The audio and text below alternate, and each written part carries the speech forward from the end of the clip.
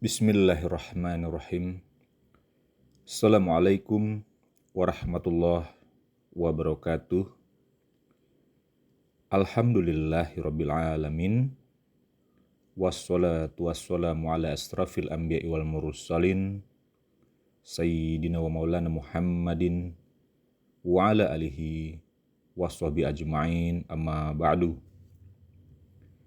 Para sobat sekalian yang dirahmati Allah dimanapun berada, kajian kali ini kita akan membahas masalah berita dari alam kubur, sekaligus juga akan menjawab pertanyaan dari sobat kita mengenai aplikasi dari Ilahi Anta Maksudi Waridho Qamat Lubi itu. Maksud kajian kita ini adalah untuk membahas tentang penyesalan orang yang sudah berada di alam kubur dan permintaan mereka kepada Allah ketika mereka sudah berada di alam kubur itu. Namun kan tentu sudah terlambat karena sudah di alam kubur itu. Ini tentu kita ambil berita-berita ini dari apa-apa yang telah difirmankan Allah di dalam Al-Quran itu sendiri. Ketika manusia itu sudah meninggal dunia, telah berpisah ruh dan jasadnya, dan telah memasuki namanya barzah, ada manusia-manusia yang baru menyesal karena baru tersadar selama ini atas kezaliman pada dirinya sendiri dan kepada Allah itu. Tapi penyesalan itu sudah terlambat. Makanya selama di dunia ini, mari kita pergunakan untuk taat kepada Allah, tapi dengan sebenar-benarnya taat, yaitu mengetahui bahwa fitrah diri kita ini, kemudian mengetahui tugas kita sebagai abid untuk Rabb kita, sebagaimana firman Allah, wa ma khalaqtul jinna wal insa illa liya'budun. Sekarang kita lihat apa salah satu permintaan yang sudah terlambat itu ketika manusia telah berada di alam barzah itu. Ini telah difirmankan oleh Allah itu sendiri di dalam surat Ibrahim ayat 44. Allah berfirman, "Ya Tuhan kami, tangguhkanlah azab kami dan kembalikanlah kami ke dunia, walaupun sebentar saja. Niscaya kami akan mematuhi seruan-seruan-Mu dan akan mengikuti rasul-rasul." Inilah salah satu permintaan ketika manusia itu yang baru menyadari setelah berada di alam barzah tentang bagaimana telah menzalimin diri itu tanpa mengetahui hakikat dirinya itu, sehingga bermohon kepada Allah untuk dikembalikan lagi ke dunia walau sebentar saja untuk dapat menjadi abid Allah itu sebagai mengikuti jalannya para rasul itu. Kemudian di dalam surat As-Sajdah ayat 12, manusia-manusia yang telah berada di alam barzah ini yang menyesal itu pun berkata, "Ya Tuhan kami baru melihat dan mendengar tentang kebenaran ucapan rasul-rasul-Mu." Nah, ini penyesalan mereka. "Maka kembalikanlah kami ya Allah ke dunia. Niscaya kami akan beramal soleh, sehingga kami sekarang adalah orang-orang yang termasuk orang-orang yang yakin." Ini perkataan orang-orang yang menyesal ketika sudah berada di alam barzah itu. Jadi mereka bermohon kepada Allah nanti itu untuk dikembalikan lagi ke dunia ini. Cuman semuanya telah terlambat. Semuanya sudah terlambat. Karena ketika di dunia ini telah banyak disampaikan tentang peringatan-peringatan dari Allah itu, jalan dari Rasul itu telah disampaikan. Misalnya di dalam Suratul Kahfi ayat 105 Allah telah berfirman, mereka itu adalah orang-orang yang telah mengingkari terhadap ayat-ayat dari Tuhannya dan mengingkari perjumpaan dengan Tuhan itu sendiri. Ini tadi, mereka tidak mempercayai karena tidak mengenal akan dirinya. Maka hapuslah amal-amal mereka, dan kami tidak mengadakan suatu penilaian apapun kepada mereka di hari kiamat nanti. Itulah setelah disampaikan juga kepada Allah. Dan selama di dunia ini, pasti orang-orang ini telah mendengar dan mengetahui tentang berita-berita ini kepada diri mereka sendiri itu.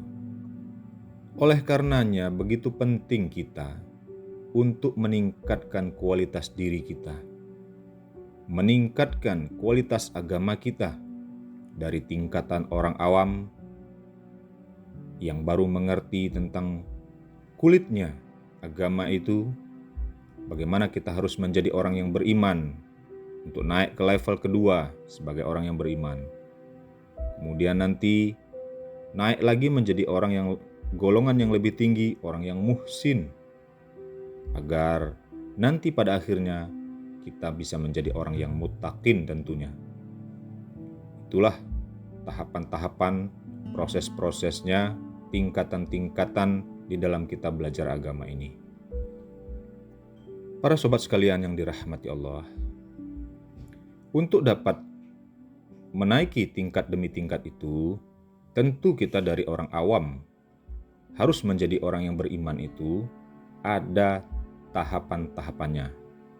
Seperti yang telah diinformasikan oleh Allah di dalam surat Al-Hujurat ayat 14, Allah berfirman, ini gambaran dari orang awam untuk menjadi orang yang beriman dulu.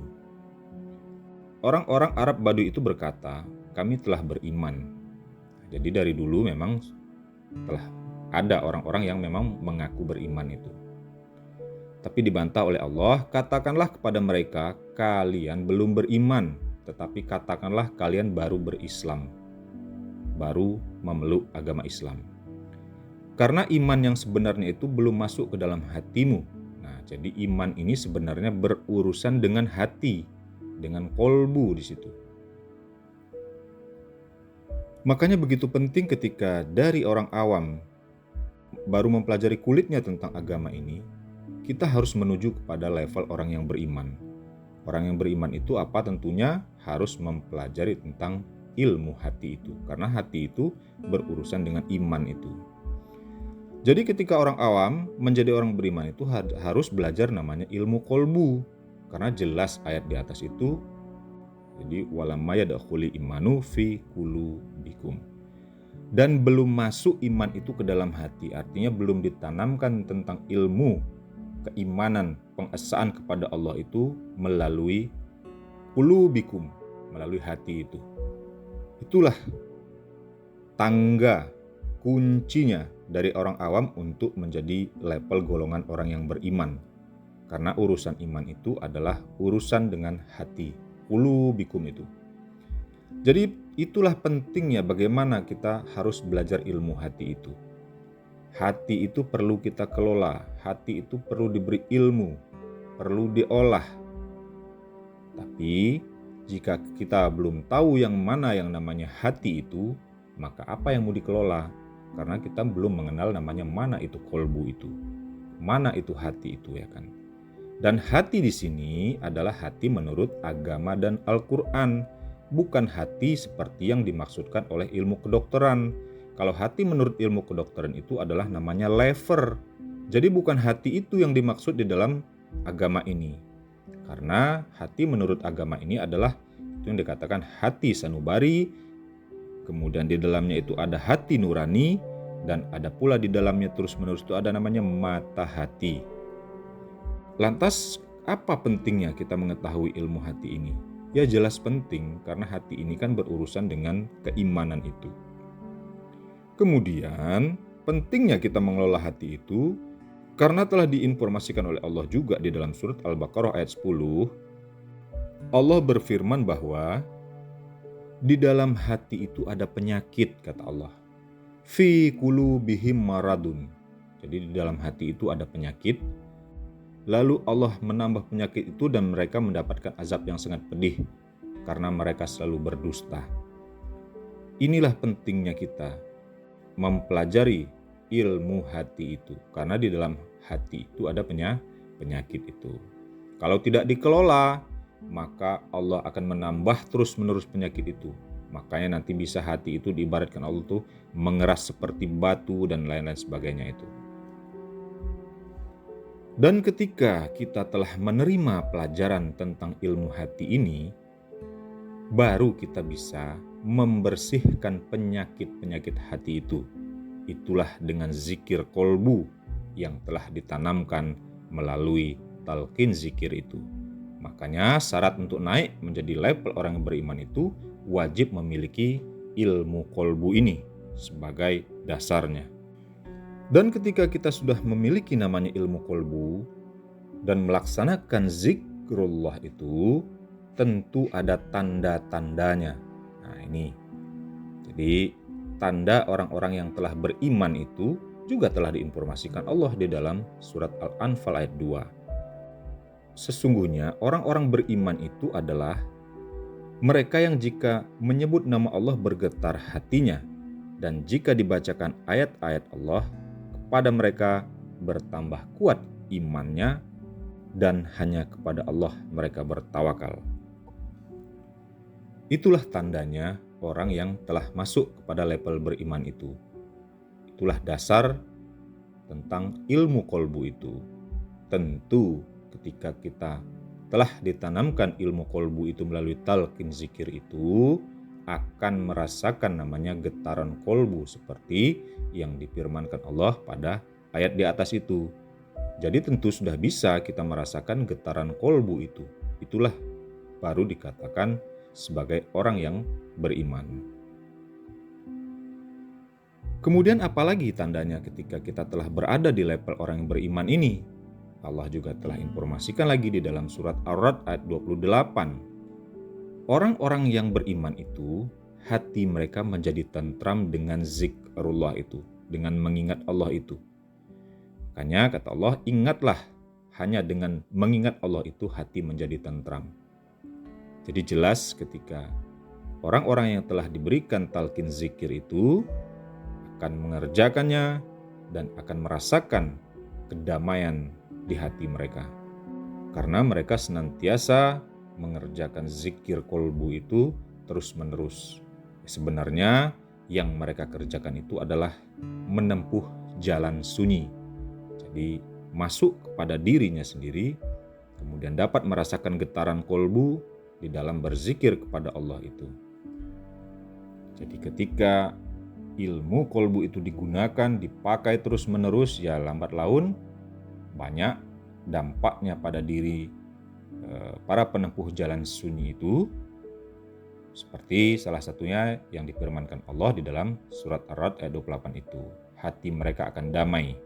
Di sini karena mereka merasakan zauqiyah dari hasil zikir kolbu itu. Kemudian terus-menerus dikerjakan zikir itu, maka lambat laun nanti akan menembus pada lapisan-lapisan terdalam kolbu seperti fuad, luban, bahkan sampai pada rahasia itu sendiri. Kemudian apalagi tanda berikutnya sebagai orang yang beriman itu? Allah juga telah berfirman di dalam Az-Zumar ayat 23. Oleh karena itu, bergetarlah kulit orang-orang yang takut kepada Allah itu. Ini orang-orang yang khasyah ya. Kemudian kulit dan hati mereka menjadi lunak ketika mengingat Allah itu. Itulah petunjuk Allah yang dengannya Dia memberi petunjuk kepada siapa yang Dia kehendaki. Itulah dampak salah satunya jika kita terus-menerus mengerjakan zikir kolbu itu, sehingga dapat terus-menerus tembus ke dalam. Itulah yang dapat dirasakan pada diri mereka sendiri. Jadi itulah beberapa tanda orang-orang yang telah berada pada level orang-orang yang beriman itu setelah mereka mendapatkan penanaman tentang talqin zikir kolbu atau zikir ilmu kolbu atau terbukanya rahasia kolbu itu, yang akhirnya nanti tujuannya itu adalah untuk menjadi orang yang bertakwa, masuk pada golongan orang yang muttaqin insyaallah. Inilah kaitannya kita bahas kajian ini sekaligus menjawab pertanyaan dari salah satu sobat kita tentang bagaimana mempraktekkan ilahi anta maksudi waridho matlubi itu. Jadi dikarenakan kita sebagai manusia ini tentu di dunia ini sangat banyak sekali kesibukan dan aktivitas kita.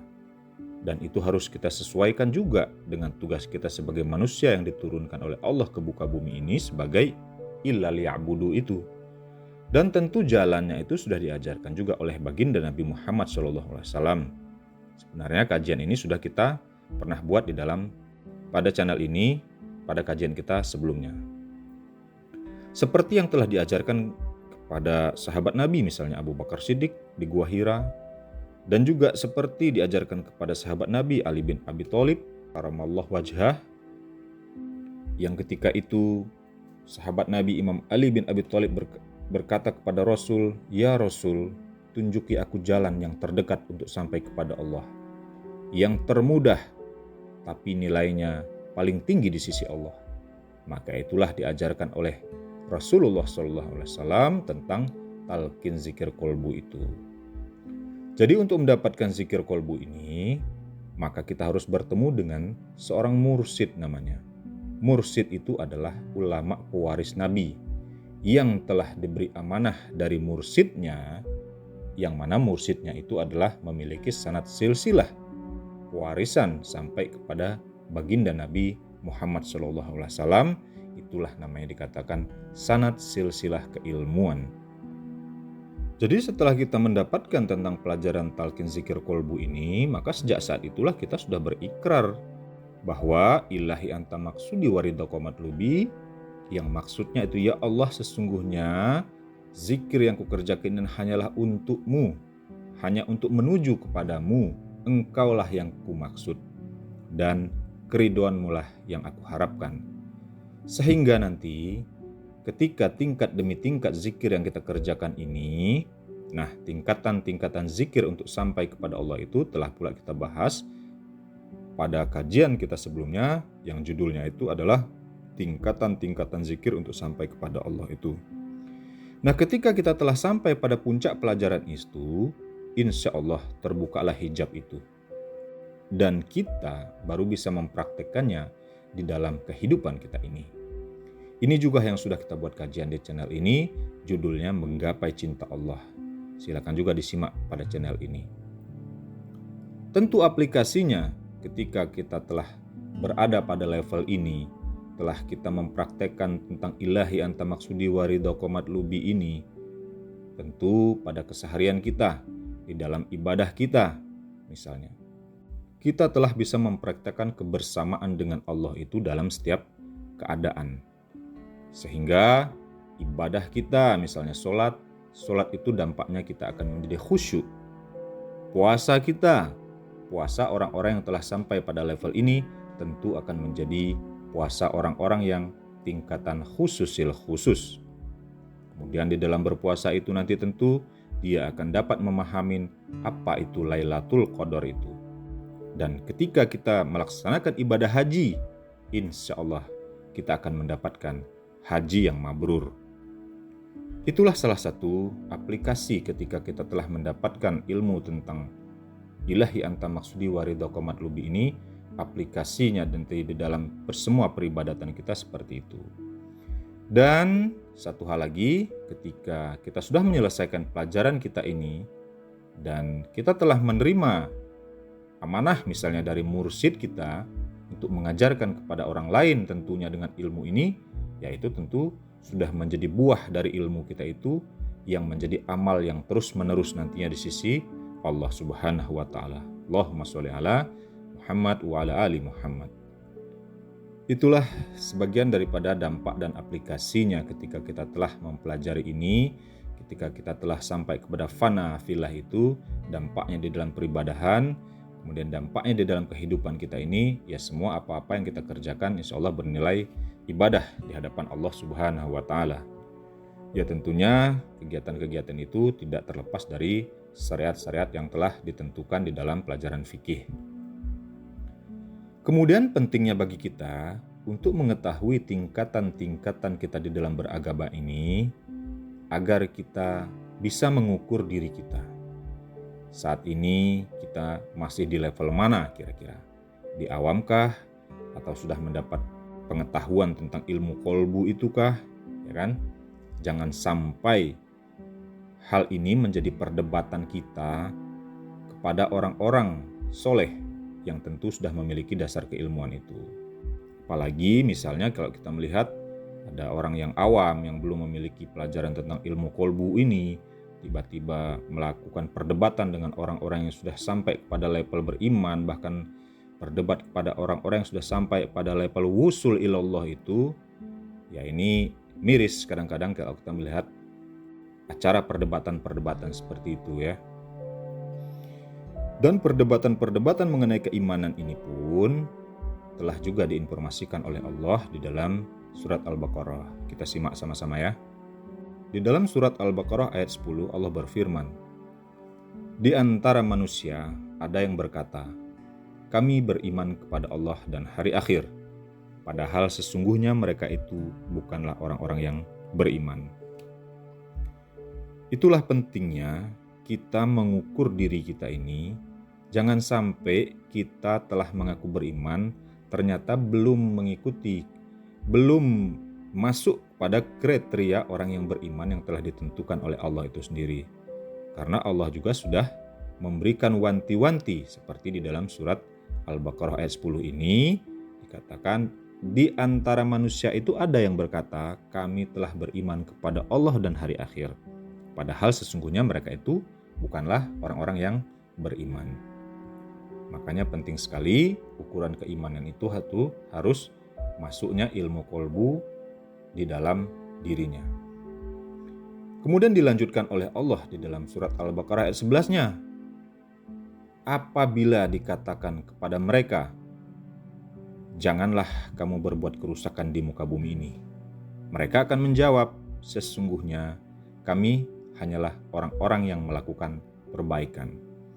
Jadi ini sering sekali kita lihat perdebatan-perdebatan seperti ini, fakta-fakta di lapangan ya.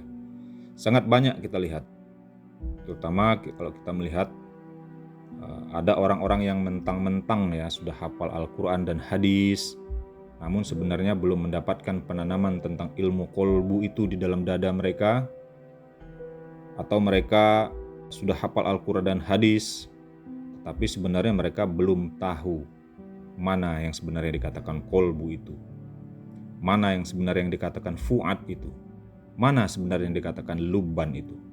Sehingga kalau kita lihat perdebatan orang-orang yang masih awam ini, yang baru mengerti tentang kulitnya Islam, ketika mereka berdebat dengan orang-orang yang sudah level kepada orang-orang beriman dan orang-orang yang sudah wusul ilallah itu, ya kadang-kadang miris kita melihatnya. Apabila dikatakan kepada mereka, janganlah berbuat kerusakan di bumi ini, mereka menjawab, sesungguhnya kami hanyalah orang-orang yang melakukan perbaikan. Jadi mereka pun sebenarnya nggak sadar kalau mereka itu baru merasa orang yang beriman, tapi sebenarnya tentang pelajaran kolbu ini belum masuk ke dalam hati mereka. Jadi dikatakan pada ayat itu, dikatakan mereka yang belum mempelajari ilmu kolbu ini tapi sudah berani mengatakan, kamilah yang mau melakukan perbaikan pada agama ini ya. Contohnya seperti itulah ya. Ini banyak sekali kita lihat, terutama orang-orang yang baru mempelajari dari sisi syariat ya. Makanya berkali-kali kita sampaikan, ketika kita mau mempelajari agama itu, hendaklah sempurna kafah lahir dan batinnya. Maka perlu kita lihat, ketika kita melihat perdebatan-perdebatan seperti itu, maka masuklah kepada kelompok yang mengajarkan tentang ilmu kolbu itu. Karena kita akan diajar bagaimana tentang membuka rahasia kolbu itu. Bukan hanya teori-teori dan berdalil-dalil saja yang mengandalkan hafal Al-Quran dan hadis itu. Karena dampaknya ketika kita mempelajari ilmu kolbu ini, ya sangat luas. Inilah salah satunya. Penyesalan bagi orang-orang yang telah berada di alam kubur itu. Karena mereka tidak mampu mengesahkan Allah itu. Jadi ketika orang telah masuk pada level beriman itu, kemudian terus-menerus mengerjakan keilmuan zikrullahnya itu, inilah yang diinformasikan Allah di dalam surat An-Najm ayat 11. Ma kazabal fuadu ma ro'a, hatinya tidak mendustakan apa yang dia lihat. Jadi ketika kita telah mendalamin ilmu kolbu, maka kita akan bisa nanti merasakan masuk ke dalam syakfa, fu'ad, luban sampai rahasia itu. Dalam ayat tersebut di atas dijelaskan bahwa fu'adu, jadi maka zabal fu'adu maro'a. Jadi dengan hati dia melihat, bahwa fu'ad itu, hati itu tidak mendustakan apa yang dilihat. Jadi kalau kita belum mengerti yang mana namanya kolbu, tentu kita tidak akan pernah tahu mana namanya fu'ad. Jadi itulah masih jauhnya antara ilmu orang awam itu dengan ilmu orang-orang yang sudah masuk pada level beriman itu. Para sobat sekalian yang dirahmati Allah, kita lihat lagi penyesalan tentang orang-orang yang telah berada di alam kubur ini. Seperti firman Allah di dalam surat Ibrahim ayat 42, Allah berfirman, "Janganlah sekali-kali engkau mengira Allah lengah terhadap apa yang mereka zalim perbuat. Sesungguhnya Dia menangguhkan mereka sampai hari ketika mata mereka terbelalak." Jadi mereka ini adalah golongan orang-orang zalim yang telah menzalimin diri mereka sendiri, tidak memahami diri mereka sendiri, tidak mau tahu tentang diri mereka sendiri, tidak mau belajar ilmu kolbu mereka sendiri, maka kata Allah, itulah orang-orang zalim. Kemudian di dalam ayat selanjutnya, di dalam ayat 43-nya Allah berfirman, pada hari itu mereka datang tergesa-gesa dengan mengangkat kepalanya, sedangkan mata mereka tidak berkedip dan hati mereka kosong. Pada ayat 43 ini, Allah menekankan keadaan hati mereka kosong itu dengan kalimat wa afidatuhum hawa. Jadi afidatuhum ini tadi dari kata fu'ad itu. Jadi maksudnya fu'adnya itu, penglihatannya itu kosong. Makanya penting bagi kita tadi kita sampaikan, awal untuk mengetahui tentang ilmu-ilmu ini harus mengetahui dengan ilmu kolbu yang harus ditanamkan di dalam dada itu. Inilah yang telah difirmankan juga oleh Allah di dalam surat Al-Isra ayat 72. Wa man kana fi hazihi a'ma fahuwa fil akhirati a'ma.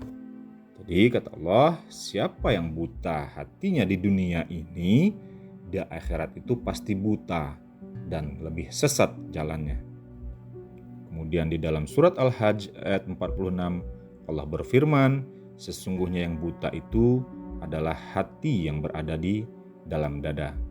Maka para sobat sekalian dirahmati Allah, begitu pentingnya kita mempelajari tentang ilmu kolbu ini agar kita bisa terus masuk ke dalam kedalaman hati itu sendiri, yang di dalamnya itu ada syakfa, fu'ad, luban, dan rahasia itu.